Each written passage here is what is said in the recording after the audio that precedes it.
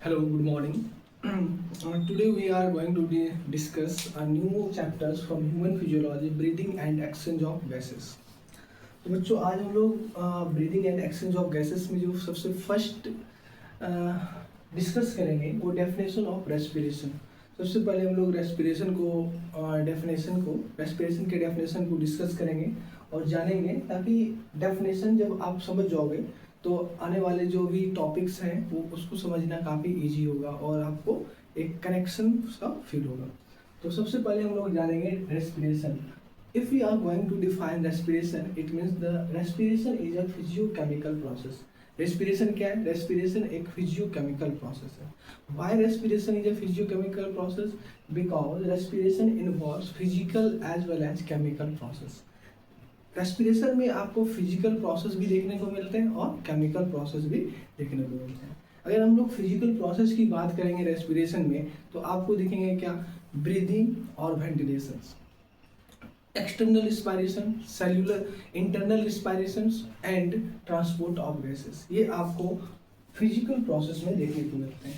And अगर हम लोग केमिकल प्रोसेस की बात करेंगे तो यहाँ पे आपको सेल्यूलर रिस्पायरेशन देखने को मिलेंगे। तो हम लोग वन बाय वन हम लोग देखते हैं रेस्पिरेशन को। अगर देखो रेस्पिरेशन स्टार्ट होता है, respiration start from breathing. Breathing means क्या होता है ना, breathing involves air in and air out. अब देखो एटमॉस्फेयर में वेरियस गैसेस होते हैं, मिक्सचर ऑफ गैसेस होते हैं। जब हम लोग हमारे नोज हम लोग जब ब्रीथ इन करते हैं, जिसको बोलते हैं इंस्पायरेशन। इंस्पायरेशन मतलब ब्रीथ इन, मतलब एयर इन। एयर इन जब हम लोग एयर को इन करते हैं, हमारे सांस अंदर लेते हैं, इसे बोलते हैं हम लोग ब्रीथ इन। और जब एयर को हम लोग बाहर छोड़ते हैं, जब वेरियस केमिकल प्रोसेस के बाद जब कार्बन डाइऑक्साइड हमारे लंग्स तक आते हैं, फिर हम लोग उसे एक्सपेल आउट करते हैं, इसे बोलते हैं एक्सपायरेशन और एयर आउट। एयर इन और एयर आउट मतलब air in means inspiration, breathe in, और एयर आउट मतलब expiration, breathe out. This process are called breathing और वेंटिलेशन। फर्स्ट प्रोसेस हो गया ब्रीदिंग और वेंटिलेशन। नेक्स्ट क्या आते हैं, जब हम लोग सांस लेते हैं तो नजल कैविटी, हम लोग एक्सटर्नल नोज से नजल कैविटी से होते हुए एयर हमारे पहुंचते हैं लंग्स के एल्विलाई तक। This is a alveoli. Alveoli तक जैसे एयर पहुंचते हैं तो यहाँ पे क्या होता है ना, ऑक्सीजन का पार्शियल प्रेशर एल्विलाई में क्या होता है, ज्यादा होता है। एल्विलाई सराउंडेड होता है ब्लड कैपिलरीज से, और ब्लड कैपिलरीज में क्या होता है ना, partial pressure of carbon dioxide क्या होते हैं, ज्यादा होते हैं। आपको सबसे पहले यहाँ पे जानना है क्या डिफ्यूजन क्या होता है। तो आप जान लो डिफ्यूजन मीन्स होता है क्या, जब हाई कंसंट्रेशन से लो कंसंट्रेशन में सब्सटेंस का फ्लो होता है, या प्रेशर ग्रेडियंट के अगेंस्ट जब सब्सटेंस एक्सचेंज होते हैं, इसे बोलते हैं क्या हम लोग, डिफ्यूजन। तो यहाँ पे देखो बच्चों क्या है ना, ब्लड कैपिलरीज में partial pressure of carbon dioxide क्या है, ज्यादा है। एल्विलाई में पार्शियल प्रेशर ऑफ ऑक्सीजन क्या है, ज्यादा है। तो यहाँ पे प्रेशर ग्रेडियंट क्रिएट हो गया, कंसंट्रेशन ग्रेडियंट हो गया। तो यहाँ से क्या होता है ना, ऑक्सीजन जो होते हैं डिफ्यूज होकर के हमारे ब्लड स्ट्रीम में आ गया, और कार्बन डाइऑक्साइड डिफ्यूज होकर कहाँ चला गया, हमारे एल्विलाई के अंदर चला गया। तो ये डिफ्यूजन ऑफ गैसेस होता है। यहाँ पे इस प्रोसेस को बोलते हैं हम लोग क्या, एक्सटर्नल रिस्पायरेशन। एक्सटर्नल रिस्पायरेशन मतलब क्या होता है, जब हमारा एक्सचेंज ऑफ गैसेस या डिफ्यूजन ऑफ गैसेस होते हैं लंग्स और हमारे ब्लड स्ट्रीम के बीच। जब लंग्स एंड ब्लड स्ट्रीम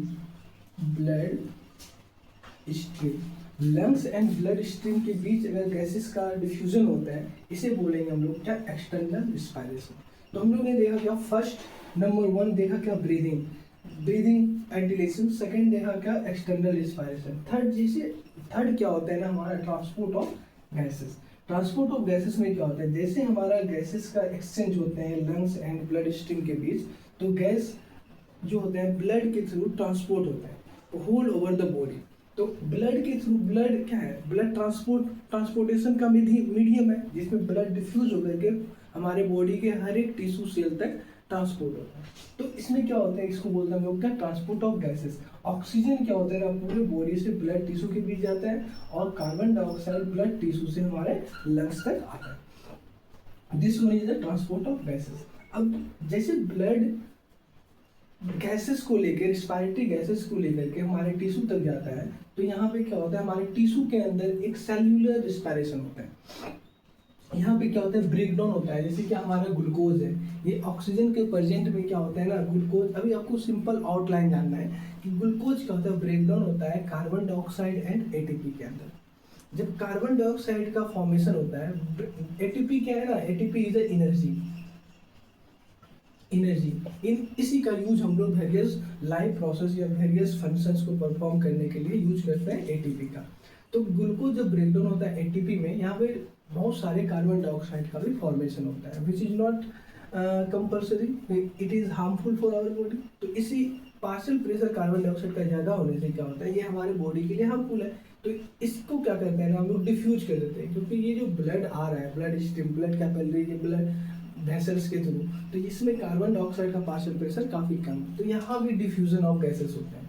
अब यहाँ पे क्या होता है, बॉडी टिश्यू में कार्बन डाइऑक्साइड ज़्यादा है, तो बॉडी टिश्यू से कार्बन डाइऑक्साइड डिफ्यूज होकर ब्लड स्ट्रीम में चला गया। यहाँ पे ऑक्सीजन का कंसंट्रेशन कम है, तो ऑक्सीजन क्या होता है, डिफ्यूज होकर के हमारे बॉडी टिश्यू में आ गया।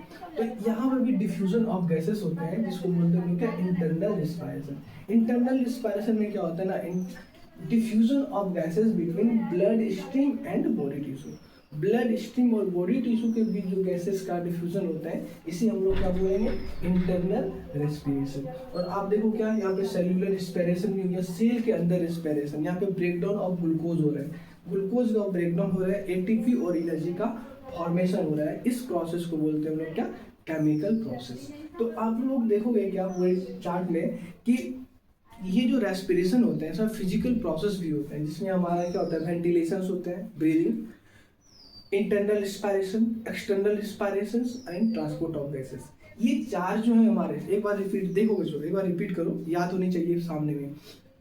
Ventilation, breathing, internal respiration, external respiration and transport of gases, these are the physical process, okay। and cellular respiration में जो breakdown of glucose होते हैं, ATP और एनर्जी का फॉर्मेशन होता है, this is the chemical process. तो ये कंबाइनली मिल करके, ये फिजिकल प्रोसेस और केमिकल प्रोसेस मिल करके रिस्पायरेशन को कंप्लीट करते हैं। That's why respiration is the physiochemical process, it is a physiochemical process। now it is clear कि why respiration is a physiochemical process। और आपको अगर कोई पूछे what is respiration, तो आपको बोलना है respiration is a physiochemical process। Thank you.